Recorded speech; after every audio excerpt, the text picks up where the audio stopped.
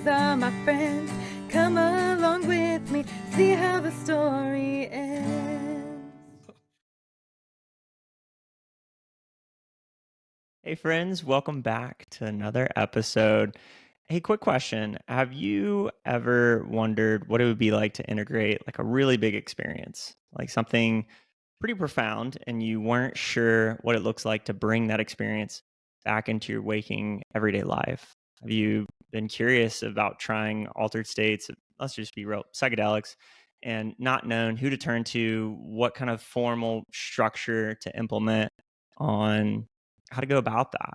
Today, our guest, Cole from the Condor Approach, is going to dive into a lot of things I think you'll find really, really interesting, specifically around psychedelics and how to navigate altered states of consciousness, how to bring in these really profound moments in bite-sized manner so they don't go wrecking your life. And before we get into that conversation, I had a friend over this past weekend, and he was kind of in the same vein, curious around how do I know what I'm taking is safe? Like I'm kind of unsure. And we had a great conversation. And our friends over at Test Kit Plus actually supplied me with the resources to make sure he was safe. And so, one thing I would encourage anyone listening to this podcast is that, hey, if you're going to mess with your mind, make sure you know what you're taking. Make sure you know what you're doing. So, if you need to trust strangers, their slogan, not ours. You too can trust strangers by heading over to testkitplus.com/professional hippies, and they will supply you with all the resources so you too can feel safe. So without further ado, Cole, how you doing? Hey, I'm doing brilliant. Sometimes it's brilliantly chaotic and horrifying, and other times it's brilliantly at ease and thriving and loving everything. And today I'm loving everything. Well, this hour, 2 hours ago, I was not feeling thrivey. So you caught me at the perfect moment. Perfect. One of the things that I love, and I don't think I did any amount of justice to anyone that listens to this episode. So Cole has built somewhat of an empire of education and arming folks with the knowledge that they need. So don't take it lightly. Any of the information that I'm so grateful that you decided to come back on the podcast. I mean, we ran it back. If you want to go listen to the first bit, I mean, there was just like kind of the tip of the iceberg pieces of information we were able to get into that one. But you have done an amazing job in this industry, in this field of like bringing really abstract concepts and breaking them down into like formal educational structures that people can walk themselves through. And I'm sure we'll get into some of that. But I wanted to make sure everyone knew that you're not just like a fly by night. You didn't just like bumble into this. Like the amount of investment you've done on yourself and your business is outstanding. I mean, Thank you. It's world class. So. I mean, truthfully, it was a one-time 10-gram mushroom. No, I'm just kidding. That's not true at all. But just once, and it all came through. It was fantastic. No, and thank you for that. I mean, it actually is not only 15 years in like the shamanic, I've got different indigenous elders and teachers of different cultures. So, I'm really this bridge of mysticism and science, really to help people. What we call it the Condor Approach, because it's the bird's eye view of your life, of where you've been, of where you're going. And really for those people that want to be a part of the dead and dying system's evolution. The condor is a vulture. So they're the only bird of prey that comes to the earth, right? So versus say an eagle or other birds of prey, they actually go and scoop their food and take it away.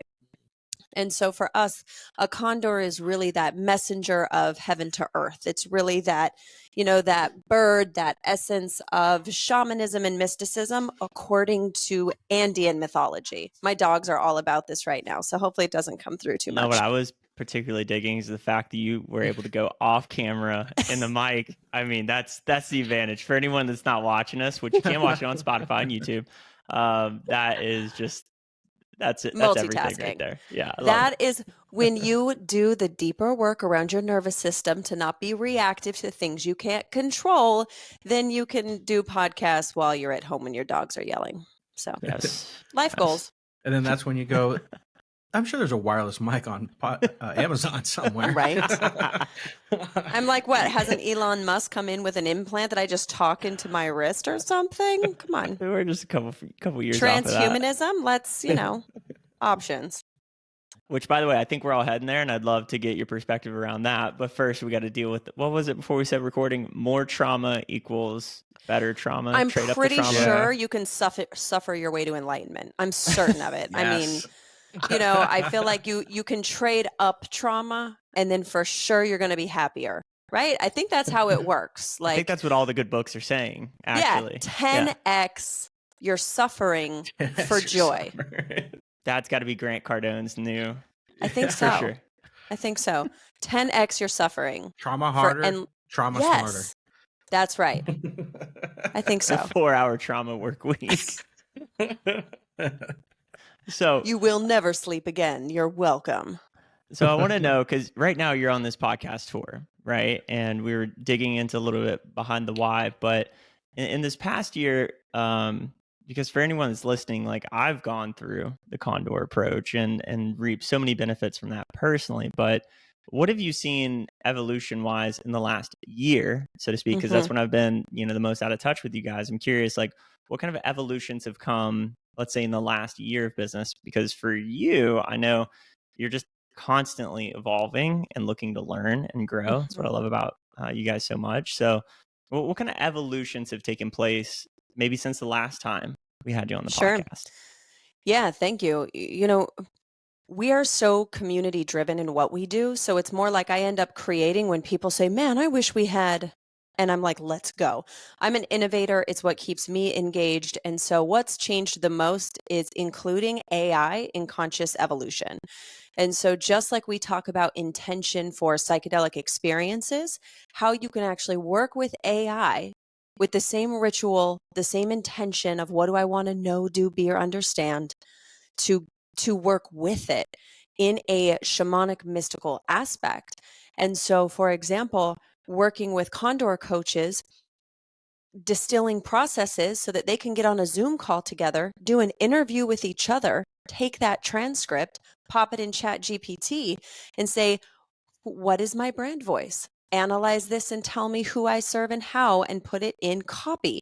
Because healers and light workers or people that just want to help people get stuck in the processes. And so then they can't actually get out and be of service because they don't want to share and do stupid dance videos on Instagram, which I do. I have no problem with doing stupid shit, but that's me. A lot of people don't vibe with social media in that way. And this helps them get out of these blocks and these ideas of technology through technology.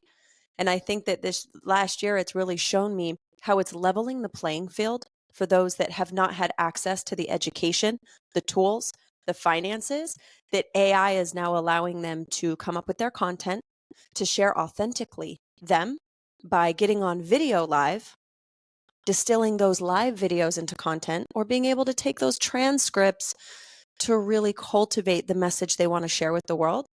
I just have them do it with an altar, do it with their ancestors, light a candle, sit with an intention. Because if you believe that your grandparents or that aliens or reptilians come to you in psychedelic experiences or through a butterfly as a symbol when you're out, walking outside, why could that same idea not translate into AI?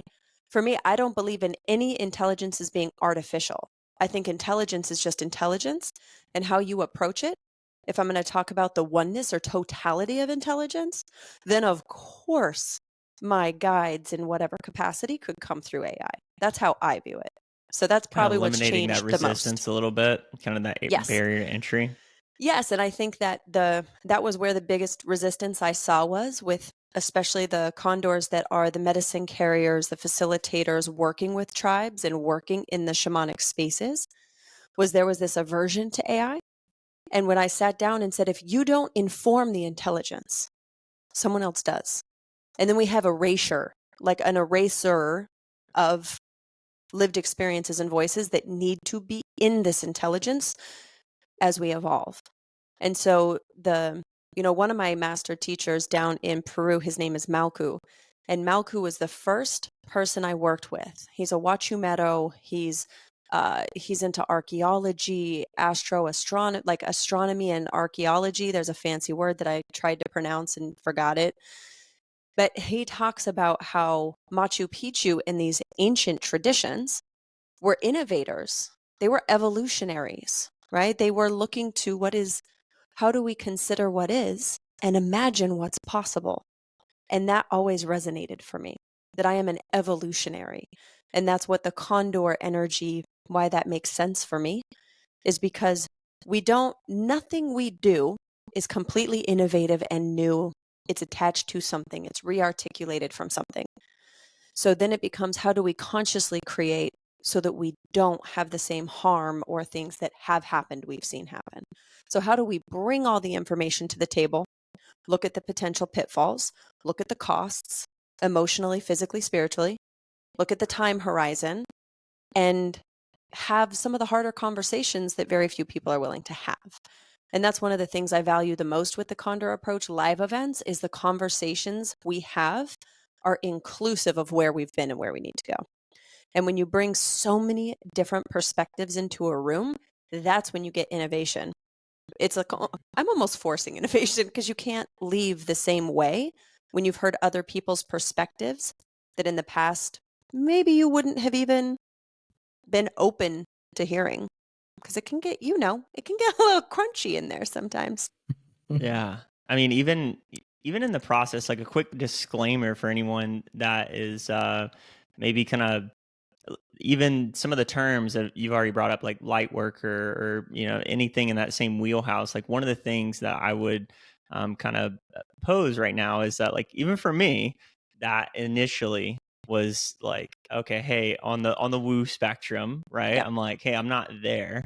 And my first ayahuasca experience, I remember the first sitting, a guy next to me had a spirit sword that was a falcon feather or something, right? And I kind of scoffed at it. Like, we'd had great rapport. We're, being bros, and we get in Maloka, and I'm like, a spirit sword. After Totally. that night of sitting, though, the shit I saw, I remember coming out of the next night, and I was like, hey, man, where'd you get that spirit sword? Can I So, borrow that? Right? Man. part of the reason you might be Did you go listening to to this Etsy podcast after that, Colton? You're like on Etsy. You're like spirit sword, Yeah. selenite dagger. He's on What there do with a I piece of need? wood. I was Uh-huh. shaking things, grabbing things. I just had That's right. leaves in my ears for no reason. But I mean, part of the reason we experiment with our mind is for different experiments, right? Like, experiences, rather. So Yeah.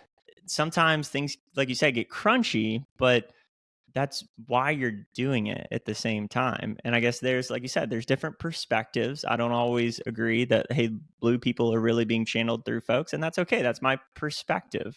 Yeah. But when you're in a room with a whole bunch of different perspectives, it all kind of like commingles together. And I think that's what you're kind of speaking to, is that, like, if you're Totally. willing to try on a shirt, even if it doesn't fit, you're probably better for trying it on in the first place.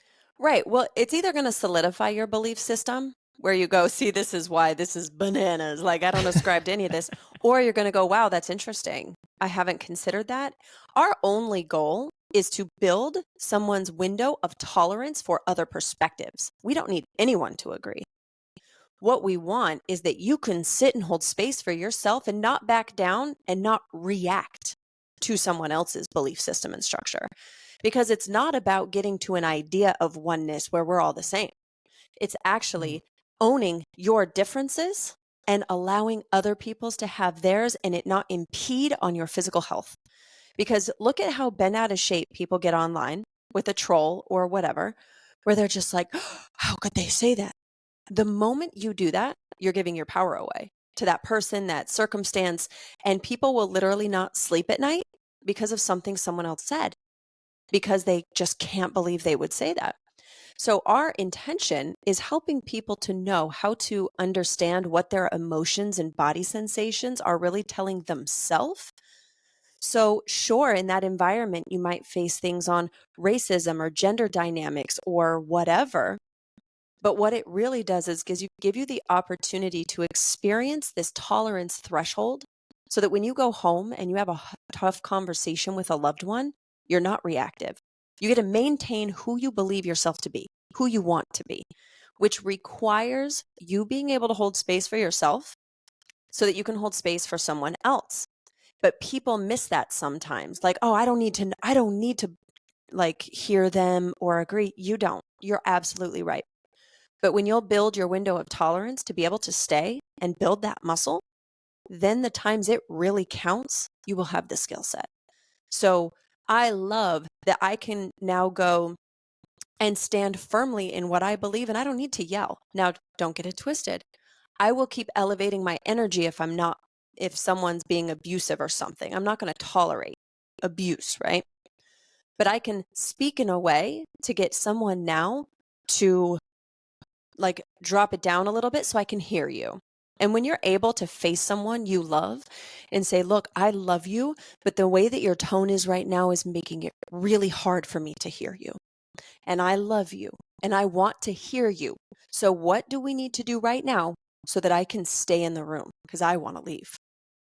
You have to hold space for yourself, which means if you're a runner or a peace, I'm out of here, you're not going to be able to grow through these in relationships. And so you are out of control. And so it's funny when people come into psychedelics afraid of losing control, when really through their emotions, they do it all the time. And it's not that we want you to fully feel and understand your emotions. It's not reacting outwardly towards someone else based on your emotions. And so psychedelics and these types of experiences are building your window of tolerance. They're helping you to communicate even when you're activated, even when you don't understand, right? And that is a level of freedom that is outside of any government structure. People get this idea that freedom is whether or not in Texas I can have a gun. That is not freedom. Freedom is my ability to make a decision, a choice, or a next step, regardless of anything that happens, and not be crushed by reactivity or not thinking clearly. Because the second you start to get activated, you can't think clearly. And so the Condor approach it's like an operating system for you. So when you learn that operating system, and then you're going to plug in your tools and things, you're going to plug in your Apple or your Android and your apps and all the things that make you you. We're just giving you an operating system to be in so that you know where all the parts and pieces go. And so we say it's psychedelics, but truthfully, it's life integration. People don't know how to integrate after they have a baby. Like say for a woman, first baby, she's a different person. Postpartum depression with the women I've worked with is not some just hormonal imbalance. It's a grieving of who they were. And then they feel bad that they feel bad because of their baby, because they wanted the baby. And so then they're shaming themselves for not being happy like they should be. But when we slow down and recognize that this person went through a transformational process, an ego death, we understand it in psychedelics, and yet we don't translate that into day-to-day life. And so when we talk about psychedelics, yes, you'll go through that in psychedelics, but we go through it every day. Car accidents, injuries, harm, hurt, trauma, and we don't know how to integrate it. And so what happens is it integrates, it heals, just like a broken bone's going to heal no matter what you do with it. But it might heal crooked. It might not function after that. It's still there, but it is healed in a deformed fashion, in a non-functional fashion. And so after a traumatic event or something happens or you get fired from your job or the market changes, you change. You have a disintegration in some way. So how you integrate it matters. So when we talk about integration, we say integration's not optional. What we're saying is it's going to happen no matter what. But if you approach psychedelics the way it's like if you were to break a bone and you don't put on a cast, will it heal fine? Maybe. If you go into psychedelics and just go harder, faster, more now, will you heal? Maybe. But there's also a chance that you will disintegrate and not heal back in a way that is functional. Because if you don't leave yourself space and time and you go for a big psychedelic experience that blows you wide open, that suddenly you don't believe in your religion, suddenly you think you need to leave a marriage, it's a disintegration of self. And so having a coach or a therapist or a shaman or a guide to help you afterwards, just like a broken bone, do we need to cast it? Do we need to support it? Do you need support in this healing process. It's not typically psychedelic experience equals healing. It can put you in alignment for healing with the proper structures. And so when we start talking about where everything is going, it's exciting. And I'm seeing a lot more harm than I was seeing 5 years ago. People coming into it because they saw a documentary or they had a friend do it and they're like, you should totally do it. A lack of intake process. I can tell from an intake process what's going to happen in someone's experience or on the other side, not what will happen during. I can tell you just because of their conditioning, beliefs, and ideas. On the other side, we are binary trained and conditioned. So if you're a high performer that does it all right, there's a high likelihood in a ceremony, either nothing will happen and you did everything right, and that's your biggest trigger, is how come I can't move ahead if I'm doing it all right? Or you get blasted out, lose control, sufferable, that's terrible, right? Just based off of an intake. And so it's an invitation for people to start to, I guess, slow down before they speed up. Just like in an F1 car race, knowing when to brake is the difference of winning a race. It's not just who can hold on the gas. When are you going to slow down on the turns? And many people don't know where the turns even are. Pretty masterful dropping the F1. I mean, that just happened last night. That was It did. yeah, that was pretty Which I know nothing about impressive. racing except for that, so you're welcome. Impressive nonetheless. Yeah. Yeah, no, so I think there's so much richness in that, right? And so it's like so many people want for the experience, but they go into it, and I think we're seeing that kind of the popular idea of making it more extreme. Like even today I was listening to the doctor behind Treat, the movement coming out of California. And so she made it very clear. She's like, hey, I'm not on the decrim side of things. We're moving through, medicinal channels, right? For lack of a better term there. But, and she was saying like, hey, yeah, like I think everyone should have access to this. But when we think about everyone, we have to think about everyone. And so if we're truly going to make this, regulated thing, she's like, you're not just thinking about folks that are going to think this through. You also have to think about the folks that aren't going to think this through, right? My buddy said it's great. Let me try it. And so, I mean, also what you're kind of bringing forth here, though, is a lot can go sideways, and even if you think you have it together, that's probably still not enough. Well, and everyone might be fine on the other side, but how you get there matters. If you give someone a bunch of wood and they need to build a place to live to stay out of the elements, most people will figure out some sort of four-wall structure to keep the weather out. But how long it takes them to do it, and do they even have the right tools versus, wow, you didn't know they have nail guns? Wow, that you could have thrown up that house in an hour and a half and it took you a year and a half. So for me, that's the difference, is access to tools, not just the quote unquote medicine. And, when we talk about access, typically when people are pushing the medicalized models, they're usually white people. So if you look at accessibility in the areas and cities where it's not predominantly white bodied that need the type of support that decriminalized would support, it's that there is not a unified option, period. Like that's not a comma, it's not a semicolon. And it's that we can't have one dominant thing. It's that different people are getting behind one causeway, which is what they need to do, because they need to understand. If everyone got in their lane and stayed, like, doubled down on what they knew they could do and their policy understanding and whatever, we'd be a lot further along than I think we are. So Wait, you mean for $10,000 mushroom ceremonies, we're not going to be able to change the world? Well, yes, we can, for the people that can pay $10,000, right? Because here, even with that example, truth is, we built our entire business structure on high ticket so that we could do free. What most people do in this space is they try to charge a little bit, and then they can't help anyone because they're not making enough money, or they still have to drive Uber Eats and have a regular job. This was our full-time job, which meant some of our contracts are six-figure contracts. Tah's lowest coaching package is $150,000, $100,000 if they meet less often. But what that enabled us to do was, just from the inception of the Condor Approach, which was officially in 2020, until now, we have donated in cash $500,000. We could not do that if we didn't charge what we charge. But we knew a lot of these nonprofits they can't turn the dial if you give them $500. We knew they needed $5,000 minimum. Or we knew that the indigenous elders in the tribe who are trying to buy land need tens of thousands of dollars towards their goal. We helped one tribe alone through appearances, through our organization, our community, get over $30,000 from one, right?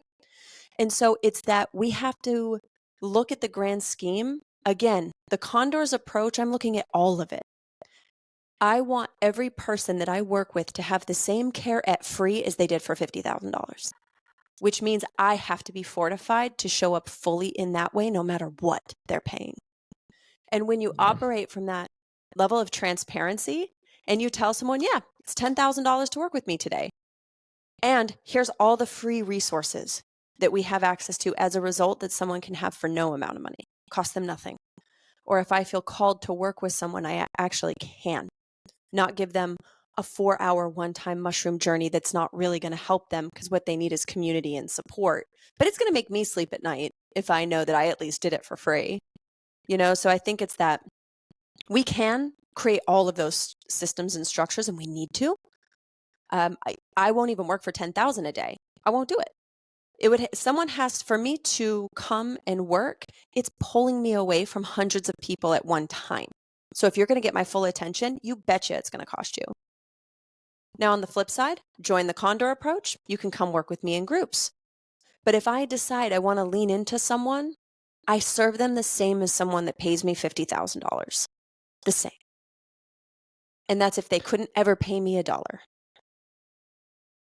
Yeah. Well, I'm curious to, Dylan, I'm curious to hear some of the thoughts you might have around that too, because I also want to kind of pivot into like the business side of this, right? I think a lot of the coaches and speakers and leaders we've had on here kind of speak more to the B2C, if you will, kind of channel, right? Like working directly with the recipient of the teachings, right? And so, yeah, well, when it comes to the business, I mean, I'm kind of just softballing that because I'm curious, like when it comes to wrapping your head around, like one, charging for these experiences, right? That's very taboo in this space. Two, business is abstract in its nature, right? And so, Dylan, I don't know if you have anything around this too that you want to bring in, but like those are kind of my core things. Is like, how do you make a business in psychedelics, right? Because one, it's largely illegal, right? The practice of, and two, for so many, it's sacred, right? So almost like, how dare you charge? And I have like my own opinions and beliefs, but those are some of the things that come up just out of curiosity right now. Yeah, I mean, look, the level of work that I've done now, everything is sacred. Water, air, family, love, the person on the street. I don't give two shits if someone doesn't charge for their ceremony and then they scream someone out at the parking lot at HEB at the grocery store. So you can keep your sacred. What I found for me is I am clear in my connection to my elders. I've gotten all the approvals that I need in what I do and who I serve and how I serve, and God. And I don't need anything beyond that. And I think where most people get trapped up is they didn't get clear on what they want their business to serve. And so when you spend time in that intention, which for me an intention is what do you want to know, do, be, or understand, then I go, so who do I want to be? I want to be someone that gives first. So our first $60,000 that we made from the Condor Approach, we gave first because that was our commitment. We said we trust so deeply that we're in alignment. This money coming in, we had a live event that we planned in 2021. We put all of the money into contribution first before we even paid for the venue or anything, because we said we know that we give first because we trust, because we know where this is going. Where most businesses are like, oh, we'll give 10% of the proceeds, but they suck at business and they didn't plan money properly and there's nothing left. And so for us, we said, we're going to take the L if we didn't plan right, not the mission, not our intention. And not for nothing, I don't know that I recommend the approach that we took, because there has been times we've gone without, which goes against us caring for ourselves first, which is important in this work, right? And we're humans evolving and learning. And so when a person will sit down and actually look at, why does this bother me to charge? Why does that? Like, and really do work around that. Go journey on that. Pray about that. What is that?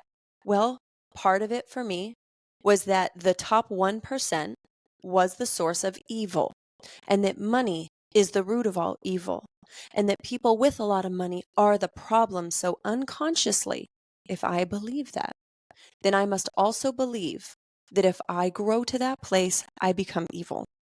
So then I would avoid money versus getting to a level of transparency that if contribution is important to you, make more money and give away as much as you need to till you're comfortable with what's left.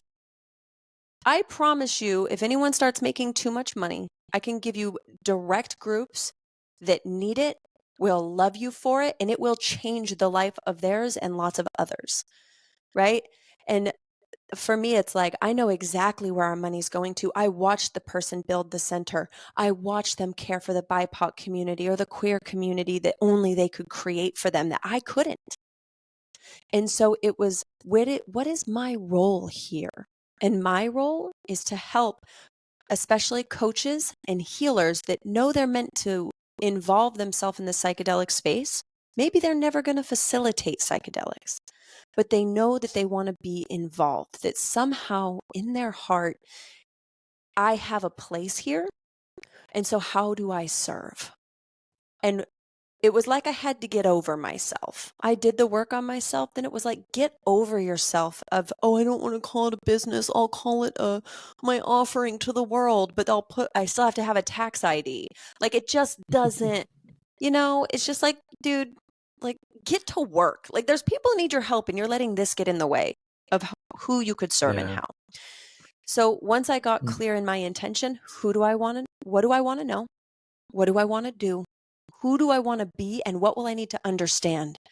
And then I have what we call a life team of people to reflect back to me if they feel like I'm operating outside of my authentic, integral desire. Sometimes it happens. And to have someone say, hey, Kole, so what do you guys do with all the money? I'll sit down and show someone the books. I don't publicly talk about what we contribute to because to me, it's virtue signaling. If you ask, I'll show you, but I'm not going to outward face it because it's nobody's business where we put our money. But if you ask, and I've had people ask, like, what do you do for, the indigenous communities that have protected this work for so long? I said, I give them money. What do you do? Because when I asked them, what do you need? Guess what they said they needed? Money. So I can do that, right? I understand my white-bodied privilege in this space.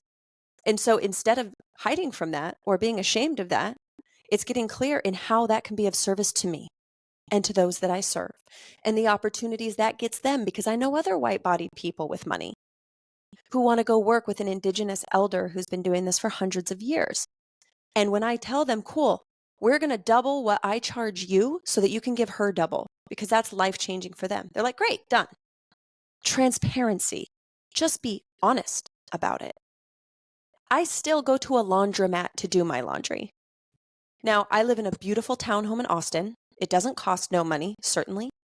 I know that I need body work and things to fortify my system, my structures. I have someone come cook my food on Thursdays and prep it for the week because I work 9 to 14 hours a day. Now, do I recommend that for everyone? No, but I can do that. And this is the season of my life for that. And so to be able to have gotten radically clear on that, then if someone comes for me, well, let's talk about it. I have nothing to hide. And I think that's the trepidation for a lot of people is they haven't put that front end work in who am I? What do I want? What would that have to look like? And then when I charge the higher rates, I go, cool. So usually it's this much if you go straight to the tribe, but I'm going to charge you double because that's what they need. You cool with that? Totally. Because I know what rates they're used to charging. Right? Or if they ship me a box of textiles and I'll say, how much do you want for them? So that I can sell them to the people I know that have financial resource. And I'll go, great. So we'll double it because for this community, they can do that. And it's worth it to them. But it's that when you get that transparent, what are people going to say? Because if someone comes for me and is like, you shouldn't be making money in your business. I said, how much have you given this year? Mm. Because I'll sit down and show you my ledger. You show me yours.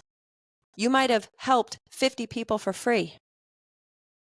I helped these people for free, gave $50,000 over there, and they helped 900 people. So you can go talk to your ancestors and guides about it. I'm clear with mine. And the person that's doing that, that's saying that, why aren't you giving this for free? Those people they're volunteering their time, for like a short period of time to do that. You're volunteering your livelihood. You're like, this is what I'm doing. Like, this is what I do. am This devoted. is my job. Yeah, this is my it. full-time I everything. have to pay to eat. I have to pay to do that, but I'm also catering it to bring in an income to support the tribes and everybody else. I'm not just helping a few people; it's helping a whole network of people. And it's so interesting when people say that it doesn't click to them. Well, depending, because I'm here for the conversation too. I don't have any problem if someone asks it to me, but it's like I feel the energy behind the question. So if someone comes to me, it's like, well, I want to know what we're doing for indigenous communities. You want to know what we're doing or me? Because I don't know what you're doing and I don't know what we're doing, but I'm happy to discuss what I'm doing. And I think that if you're going to be a person in this space that is going to make a profit and this is your job, then I do recommend you have a reciprocity model of financial donation. I do recommend that maybe you don't do free sessions, but are you willing to be a quote unquote sponsor for someone in a community like Philly where you send them $500 a month? Because if 5 people gave a facilitator in a lower income area, if everyone gave them $500 so they didn't have to drive Uber Eats and they could just serve the people in their community, that's a bomb ass way to spend some money and contribute. You don't have to be the one doing it for free. But how are you contributing for others to have access? And we put out lots of free materials. That costs money. Our free Condor Approach book download cost me just under $11,000 to make, between my own time and then hiring editors and formatters and print and all this stuff. Probably more than that at this point, right? It's the free course that you guys have alone, by the way, is what got me in. Once I saw that, I mean, the background that I have selling high ticket courses, I was like, I've easily seen folks charge $4 or $5 grand for what you guys give away for free. And once I saw that, I was like, okay, because there's real value in what you give away for free. It's not just the low, lead magnet, whatever, just to get somebody on an email list to then provide value. It's like you guys actually lead with value. Yeah, my goal was that our free stuff was better than any paid stuff, because what that showed, it wasn't to be in competition with some of these big certifications. It was that I would sleep at night knowing that anyone could have access to what they needed for free to the best of my ability. And anyone beyond that would come to a live event so I can show them personally and do it with them. Right? But the information, I'm not going to gatekeep something that I perceive came from universal knowledge. That's so weird to me. Just getting a trademark and copyright took work for me because I'm like, this isn't mine. This is what I'm meant to do. And I do believe in like a higher power. And so I still have to do the peopling third dimensional parts sometimes to protect the work that we're doing. But that actually, it was like, no, I want it to be where people are getting so much out of all the free stuff. If they could never afford $1 or a facilitator or could fly to a shaman, that they could trip sit for someone they love because they're the only one that's there. And it's like a CPR type situation. Sometimes the best person for the job is the one that's there. I am not here to gatekeep and determine who should or shouldn't. I can bring way more information so people can do the best that they can with the information to find a safe space for themselves, to help them self-integrate, or to realize, you know what, I'm in over my head and I need more support. And that's really where we start to change things, is when people know what questions to ask. Because a lot of people don't, and that's why they're getting hurt.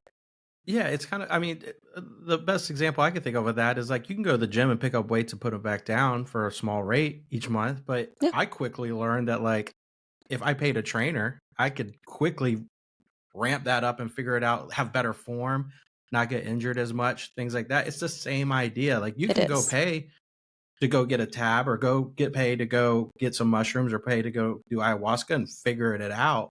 But man, it's way nicer to have a coach to help you walk through that fog afterwards, trying to figure out what's going on. And why wouldn't, if sure, you can maybe go find someone to do it to figure it out for free. Like maybe you can go find someone that has the time that's not helping others, but why not, if you find someone like you're saying, you have the credentials, you have this is what I have, you put everything in place for your business to show I know what I'm doing. Why wouldn't someone want to find you in that space to do that? I would want to go to, if I'm going to a doctor to cure cancer, I want to find the person that knows what they're doing, not just figuring it out, right? Like yeah. And look, I didn't have a business for years, right? I've been in this work for 15 years, in the facilitator role for 7. I didn't have all these structures. And it's not about someone having the right answers for you. It's like, if you knew what questions to ask and you just knew, how do I feel about the answers I get? If you know that reciprocity is important to you, then you will want to find a facilitator that has that built in. How do you contribute to some of the indigenous communities? I want to know, because it's important to me. I, as a general rule of thumb, have seen facilitators that are more trepidatious and go, I don't know if I'm ready to guide people, are the ones I usually trust more than the ones that are like, I took a 6-week training, I got this. I run from those people. I do. And then knowing how would you do in a single person event versus being in a larger community, like there's a lot of things to consider that I want people to be. My desire, my hope is for people to be sovereign and take radical self-responsibility, but then they've got to know what to ask. You know, like I had this one woman who came to our training in June, and she's never had an experience. And she came to the Condor Approach because she wanted to learn, like, I got to feel this out, because she's challenging a lot of ideas and beliefs from the past. She's never done a substance in her life. She's feeling called this way, but she's one of those people that, like, I need to know this ahead of time. For myself, and also family members want to explore, like, she's a learner type. She wants the structures. That's how her brain works. And so when she said, well, what questions do I need to know? And I said, well, what's important to you? Well, I don't like to be cold. Okay. Do you like bugs? Hate them. Spiders, terrified. All right. I wouldn't go to the jungle. Right? Because the thing is, like, if you get too attached, right? Well, if you get too attached that I need to have an indigenous elder and I need to go to the source, but you have deeply rooted traumatic circumstances around bugs, or maybe you grew up poor and there's an association to being out in the jungle on a platform, you're confronting a lot of things at once, which might be beyond what your nervous system can handle. And so it's, where did you train? How many ceremonies have you done? How many did you participate in? How many times have you done the thing you're going to give me? Because we're getting more people that are like, I mean, I took one bufo training, so I also do ayahuasca and mushrooms, and they're giving you the list of all the things they can facilitate. Those are my favorite. The Totally. the quick stops of my Instagram's full of them. And the thing is, they're not the same. Right? It's not the same. And if someone hasn't spent at least a few years only working with one before they added more, I'm hesitant, because it's like someone wanting to be in a polyamorous relationship when they're not good at one of them. I'm like, I gotta be honest, your spouse looks pretty miserable. I don't know if a second's gonna do it. Maybe work on that one before you get a girlfriend or a boyfriend or whatever. So that's how it is for me. It's like, you're not even really good at relating to this one. I still feel like it's pretty new. And if they haven't had any challenging experiences, they get really excited to show the beauty to everyone, but they don't understand. I mean, depending on how woo you go, nobody believes in entity until they get one. And what that can look like is restlessness, sleeplessness, anxiety, suddenly out of nowhere. And again, did I believe in that? Not really, until I had just crazy stuff went down that I was like, I don't care what it's called. I'll do anything anybody tells me to get rid of or to sleep again, because I wasn't sleeping. Yeah. And so when I hear like you're saying, the mini mart ones, I'm super hesitant, because I see it as a relationship. Every substance is a relationship, and some people treat it as medicine. I do not. But I don't consider myself or the people I work with patients. They are not sick. They are out of alignment. And so they need to understand those things so their body can heal, because their body's incapable of healing.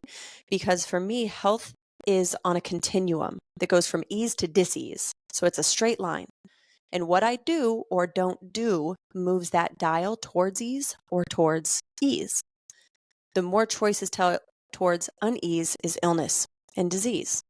So in a psychedelic experience, whether it's mushrooms or wachuma, known as San Pedro, those are the two teachers that I've worked with intimately. What I'm looking for the person, I'm just creating a space for them to explore themselves, their reality, their God, right? And there's different types of facilitators. Some are what we call trip sitters. They just sit there.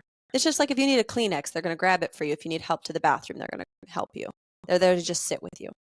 Then there's a space holder. Space holder is a bit more involved. Maybe they set the music. Maybe they are there if you just need to talk, but they're not going to really say anything back. They're there just to witness if you need to process. And then from that, we would say a psychedelic facilitator. So they might do some Icaros and some music, and they're more involved in the energy. Maybe they do some energy on a person or some body work. They're just more engaged. Then I would go to what Tah calls a psychedelic Sherpa. So in ayahuasca, they drink with you. They're going with you. They're taking you places. And so many people don't know just some little distinctions. If you overall are pretty safe with yourself, you probably don't need a facilitator. You just need someone that you trust to sit with you for you to go inside of yourself. And that's why for me, when I hear generalize, like we should medicalize or we should decriminalize, no, we have to educate people. What do I think I would need? Because even with medicalized, it's not easy we have cannabis is legalized, but not for everyone. And if you're more melanated, you're still going to go to jail first because that's another system that's broken within this complex. And so for me, I'm not participating in any of them. I want to empower individuals and coaches who are working with those individuals, where it's how do we gain clarity in what you want and who you are, what things are important to you if you're going to go work with someone. There are facilitators that I don't care, and shaman for that matter, or ayahuasqueros, just because someone's indigenous does not make them safe. Going down to Peru, there's something called gringa hunters. They are literally shamanic practitioners, because shaman's not really a word outside of like Siberia. It's a Americanized kind of changed word. But medicine carriers, for example, someone that sits with ayahuasca, fall in love with Western women and talk about past lives. And I would say that they believe it on some level. But then what happens is these women fall in love with these spiritual healers because they feel seen. They end up getting pregnant. It's very, very common. And then they come back to the States with a baby. So just because someone's indigenous does not mean they're safe for you. And it usually lasts for about 3 months after the baby is born. And then the girls are coming back to the States. So these are things to know. Oh, it's a whole thing, my friends. Well, I'm making faces because we have a pretty close reference point to that one. And I mean, you could follow that. Boom, boom, boom. I mean, that hits so close to home. Wow. Well, it's common. But they were indigenous, so it should be fine. I mean, woo! Man, that was like a good bookie going through a sports bet right there, man. You nailed that one. Well, to be fair, I have an uncanny ability to pull things in that are absolutely true to whoever I'm speaking to. Almost every interview, and it's things I don't usually say. Like if you go listen to any interview, I've never said that on a podcast, but for some reason, there's always a collective like nugget example that comes through. Have you ever given like some womanly advice to a fellow, like, hey, I know he's beautiful and he's pretty exotic, but any retreat I ever lead to Peru, I have 2 rules. Never alone and no massages are allowed. Period. And I educate everyone on this. And listen, I have men down there that are spiritual workers, that are Peruvian, Andean, of these tribal traditions, that I'm like, I love you. If you try anything with anyone I bring, I will kill you. Because it's more culturally normal there. And they're coming down with bright-eyed, bushy-tailed, beautiful women. In Andean culture, it's not normal to make eye contact. So if you go there, you might say, wow, no one's making eye contact with me. That's because it's basically an invitation to see deeper.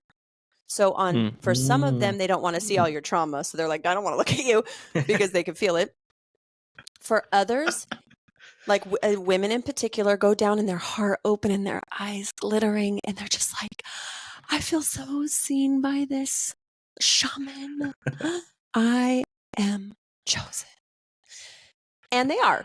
And hey, you know, like more power to you if that's what you choose. But it is so common that there are books you can buy in Peru about gringa hunters. And I don't think that it's out of malice. Wow. The men that I've Yeah. worked with that I've had to have conversations with there, it is more of a cultural norm to have a wife and a girlfriend and things like this. And so that's why a lot of times when people will come to me, they don't really come at me anymore. But when they did, I would just be like, I can tell how much experience you have out in the world, because luckily for me, I only had one massage in Peru that started to go sideways where I was all, I don't think this is what I signed up for with my healer. But if I wouldn't have had the strength and done the work in my life I had at that point, if that would have been 5 years earlier, I wouldn't have said anything and I would have got along with it just for it to be over. And so that's where, for me, this is not a game. And yes, it's beautiful. And yes, it changed my life. And there's no way I would be where I am without it. 1000% on every level. And when you don't do the front end work, it will cost you on the back end as a facilitator, as a participant. And so for me, I was like, the only thing I know that I can do is teach people because of everything I've seen. I am not an expert of anything but my own perspective and the other 49,000 personalities I have on any given day. And even them, I'm not an expert of all of them. Some of them are, I'm like, oh, I haven't seen that one before. Right. So it is that there's so much to consider there. Don't attach to the idea that because, oh, well, I should, because I'm white, I should go to the jungle and I should go work with, you know, someone from this tribe. Maybe not though. Right? Because the jungle is turning into like not even villages anymore, cities. Like Iquitos is a city in the jungle. That very few of the retreat centers have any water filtration system. So people come with their Pantene Pro V hair products that have all the sulfites and everything in it, and it gets washed out into the jungle. So it's affecting the butterflies and the fauna and other things. And so it's just, there's a lot they're not considering. I'm just saying, just stop and consider before you run. You're so desperate for answers right now that it will cost you. Just like in building a business, I'll just start throwing money at ads. But truthfully, if you build a business and you don't have a foundation, you will crumble by getting too many new customers. We did the Condor Approach slow and steady and have never run an ad for it yet. We're just getting ready in Q4 this year to start because we knew. That's awesome. Well, we knew if we didn't get our intention clear and the systems in place to receive people, that it would cost us more for damage done for people not being cared for than if we just do a slow and steady grow until we felt like, all right, we can now turn it up. Because honestly, I had a conversation when Clubhouse was big with Brad Lee, who's a known entrepreneur, right? I saw Clubhouse as like, dude, I can get on with like some good entrepreneurs. So I got on with Brad Lee. It was him and 50 people, right, in his room. And I explained to him what was going on. And I said, here's my concern. He said, it sounds like you already know the answer. So we paused growth to focus on delivery, because what we realized was we needed to clean up our money, our taxes, our organization, set up a holdings company, LLCs, trust, got all of that figured out so that, one, we're protecting the work that we're creating, because we could have done all this building to have one person come buy a few trademarks out from under us and literally stop us from doing what we do. We had to learn how to, on the back end, customer service. Like, I truly believe that ChatGPT was made for me to fulfill my purpose, because I've been able to take all the big idea of how I can serve and the way that we show up, and not only use it to build out the internal processes of the Condor Approach on the internal, but then teach the coaches how to use it so that they're empowered and they don't have to rely on intelligence outside of themselves, or at least teaching them resource, which is what psychedelics do. To me, it's the perfect, it's both, it's all of it. right? To me, inclusive is the everything, the AI to the ancestral, to the ancient. And anyone that says like, oh, you need to do ayahuasca this way, it's traditional. No, it's traditional to that tribe since this period of time. But the more I learned about history, most ayahuasca circles right now, the practices that they're using are less than 50 years old. So it's not ancient tradition. It's the current tradition. So, it's like just all these little things, the more that you learn, you're like, great. So everyone's just kind of figuring it out. There's not a hierarchy of better, just what's important to you and why is it important to you? Ask the questions you need to have. Anyone that can't take my questions if I want to sit with them is not my person. I got questions. If that triggers you, that's all I need to know about the work you've done. Yeah. I love that you've, a lot of people they'll take some courses, like you said, and then jump in and it seems like they start training, right? It's like the person that takes something and then thinks everybody and their grandmother should take it. Yeah. Right. Because they Timothy think, Leary, put it in the water, right? Yeah. Like, oh, everyone should take this. Right. But you said, like, you talked with someone, they helped you, thank goodness, to say like, hey, you're doing great work, but there's a whole nother side of this, the business side, that needs to be taken care of in order to set the foundation. And I love that, right? I love that you said that, because so many people, I feel like, jump into what they love and what they want to do, but don't realize like there's a whole government we got to take care of and make them happy in order to do this portion, right? And that kind of goes into along with what we were talking about before the episode started, was the cost of things, right? Like there's a price to pay in order to do this portion, right? And so what we were kind of talking about earlier was like some of the things of, those people that come out of taking it and then they're like, oh, I'm going to go break up with divorce my wife now, or leave my kids, or leave this job, or whatever. What are some of those things that you help those people with an understanding of like, hey, I know this is what that thing told you in that realm, or whatever you learned in that realm, but what's kind of like a good timeline you would give people to be like, hey, before you start making these big decisions, to totally let the fog settle, or let the what you learn settle? As little as 30 days and up to a year. Because here's the thing. People get this realization and they'll be like, ayahuasca told me I need to leave my partner. And then I'll be like, well, tell me exactly what happened in the journey.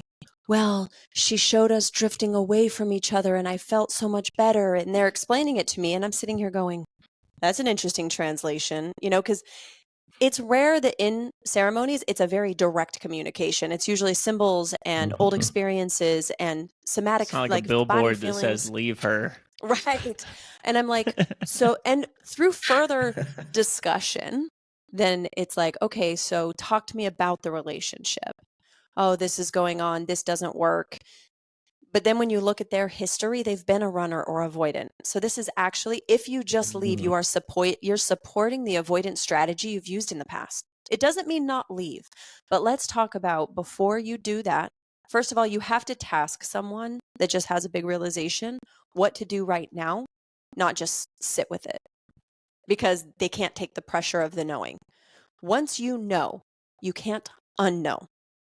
And usually it's unconscious things you did know, but that now the realization creates a lot of tension that many people are uncomfortable to sit in.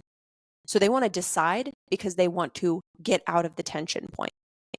And so my invitation to people is that actually is the work. To be in the unarrived, undecided, that is like the in-between of dosages of psychedelics too, where you're not quite in and you're not quite out and you just want to be in or out. That is part of what it gets created there, is people don't want to be uncomfortable.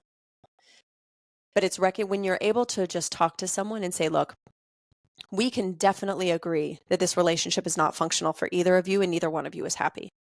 If you left tomorrow, what I want you to do this entire week is write exactly what would have to change in your life if you left tomorrow. What bills would have to change? What property do you own? Like really inventory it, because the discomfort you're in right now is going to be tenfold what you think it is because of the collateral damage of this decision if you make it brash, right? I don't know if anyone here has ever signed a contract without reading it and you're like, yeah, it's great, I'm in, right? And you just sign it. and then you try to get out of the contract in 6 months and find out that it's going to cost you 10 times more, and there's all these other things because you didn't slow down at the beginning to really look at what is the cost of this thing.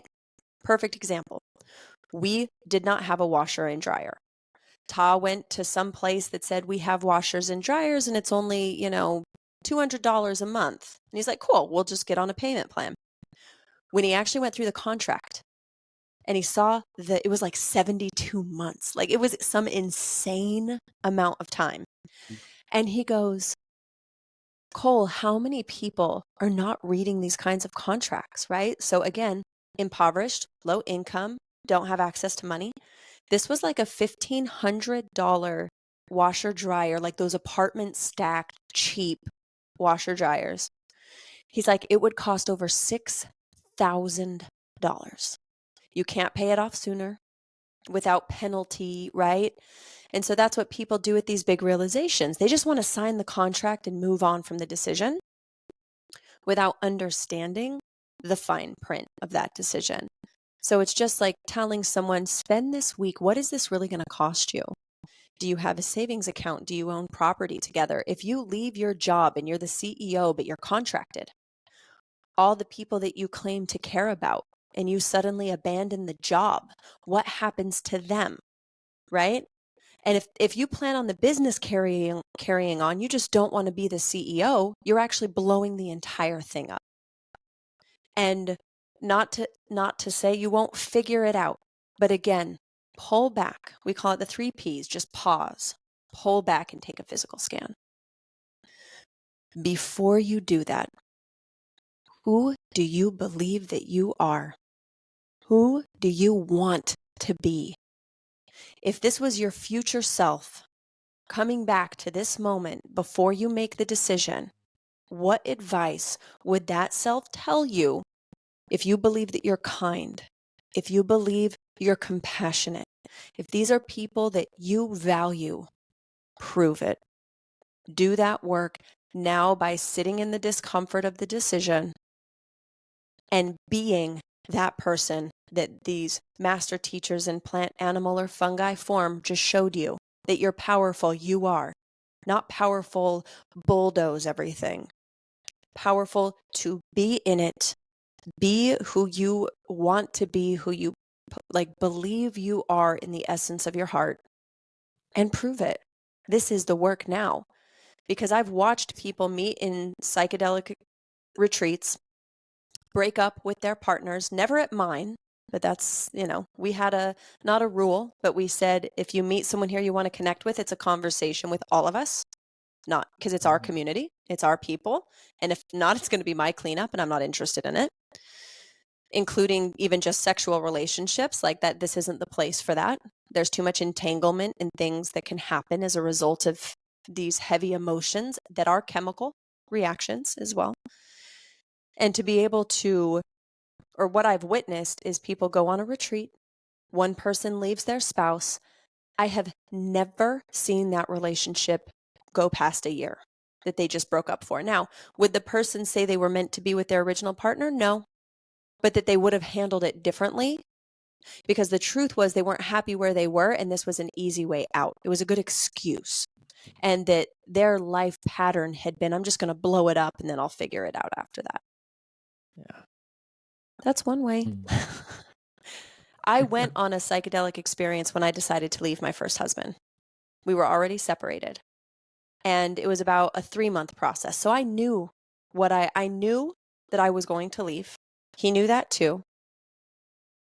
But what I was able to do is I actually was gifted Love and Passion, which was a course by Tony Robbins and his wife, Sage. My brother had given me this course, and I listened to it over and over again because I said, I have to understand where I have enabled and contributed to this dysfunction so that I don't carry it with me. Because if I'm going to go start over or start in a new way, I don't want to bring those patterns and habits with me when I go. And so again, it's that really looking at yourself and what has been your pattern. If your pattern has been fast change and you're always starting over, just like a business person, new offer, new offer, new offer, new offer. They suck at staying. They suck at nurturing something into a stable, solid foundation. That is a trauma response. To have to always be outrunning, outworking, hustle, grind. There's a difference between having the focus of a puma that when it's time to hunt, your fast action, you've got agility and power. It's another when you are a wounded animal that is reactive, afraid, biting at people, cutting them off. And so you have to first get radically honest with yourself. Are you running because you think it's going to be easier? And it's okay if it is. For me, it's just radical honesty. When I removed in my life, what do I want? Is this decision going to put me in alignment with what I want or take me further away? If it's going to take me away, how far? Can I accept that? Because you know what? With my current woundings and past experiences, running might be my means for survival right now, and that's okay. I'm okay with that. The cat is all about it. We're getting all the animal totems on the show today. No, I'm Colton's sorry, been guys. slashed. Like, she's right. Punched. I'm like, left and right. I'm just trying Facts, to it's hang so in good. there. I heard him squeal a little bit when the cat straight up just used him as a cat post. You guys got to watch the video. That's all I'm saying. And so this is where I just started to, in my total radical honesty, if the best I could do is run, great, no problem, but be honest about it. Don't call it, ayahuasca told me to do it. Bitch, you want to leave. Like, own that. You know what I'm saying? So it's when I actually allowed myself to just be honest, that's confronting and it's scary because you start to recognize that you are the one creating and perpetuating, or at least perpetuating a situation, and that for it to change, what you have to do in order to help something shift versus just start over, it takes more work and it can be uncomfortable. But as someone that now is in a second marriage for 10 years and with someone where we lean all in, there is no hiding. Even at the live events, if anything comes up, we handle it in real time in front of everyone. Yeah, you want Because to talk about fucking uncomfortable, by the way, as a man that's now a couple months into marriage. I mean, and I mean this in all sincerity. Yeah. This is something I'm glad, I have an opportunity to put this on the podcast, on the record. Okay. Watching that live, the dynamic between you and your partner, Tah, helped me immensely with my partner. I mean, one of the things that Tah helped me understand is like his role isn't there to suppress your expression, but to allow you to fully embody that expression and for him to understand it. And that was just so, I can't even describe how physically uncomfortable I got when I read the energy, right? Like my tuning fork was still coming into molding at like in husband training, right? And so I was like, wait, the wife energy, I'm feeling woman energy kind of stoke up here, right? I felt the vibration and I'm like, I don't know. I'm uncomfortable with her feelings. Right? Exactly. And to just witness you guys play that out and be raw and real and authentic. I mean, that was one of the things I had for the introduction earlier for you, is kind of a bio. Is like, you're just a vulnerable leader. You guys are like infectious in all the right ways. And I think to kind of keep this podcast short, punchy, and intrigue others into more of the work that you do, if folks wanted to connect more and learn the Condor Approach and learn these concepts deeper, like what's the best way? What's your preferred channels of connection? Maybe based on what people need or whatever you feel is best. Listen, I mean, we started a Facebook group, a free Facebook group. That's a good place to go so you can see what resonates, right? We're putting videos in there. We're putting access to courses and free downloads and all that stuff. So if you go to Facebook and look up the Condor Approach, the Facebook group, that's the best place to come to, because we have videos and the freebies and all of that stuff, and you can get a vibe for it for sure. Because look, at the end of the day, we are two people with a lived experience. Tah has 30 years as a nurse, 25 in emergency rooms and triage and trauma. I have a history from addiction, being in a coma from an overdose, to being raised in Utah, in Mormon, and all of that informed how we had to heal. And through that, And through our psychedelic experiences, this is what we're here to do. If it resonates for someone, party, like, let's go. If it doesn't, I could probably recommend you to another group or facilitator or something. Because my only hope is that each person listening can trust themselves. That's it. I don't care what you do with that trust. But if you can learn and delineate the difference between your instinct and your intuition, that instinct being the reactivity of the past trying to keep you alive, which sometimes is beneficial, but sometimes can keep you from love or from growth. And then what is your intuition? So that if you go to sit with someone in a ceremony or a coach or a job or a CEO, right? Which part of you is speaking? Because if you can learn that, that is informed through the language of your body. That's like the greatest superpower, not only for your health and vitality, but for your decision making. When you start to know that this is a no for me, this is a yes for me, this is a I need more information, then I don't care if it's with me or someone else, but if everyone is in their sovereignty, it'll change their life. It changed mine. I healed chronic medical conditions that are not curable. I was able to build the most epic love relationship where we lean in because I trust him to trust him. He trusts me to trust myself. And then we have created a third entity that is our marriage that we both contribute to. And that would be my greatest hope for anyone listening, is to have that level of sovereignty and empowerment and clarity, be able to verbalize it, elevate their communication skills, and create an epic life, whatever that looks like for them. Snaps. No, really, that's beautiful. And Dylan, you want to send her off with a question? Yeah, sure. I'm not sure if we asked you this last time on the last one. This is what we've been asking all of our guests is if there's a question that you wish more people asked you, what would that question be? The question that I wish more people would ask me would be, should I do ayahuasca? Because it's probably no. But maybe. No, That's it, no, folks. the question.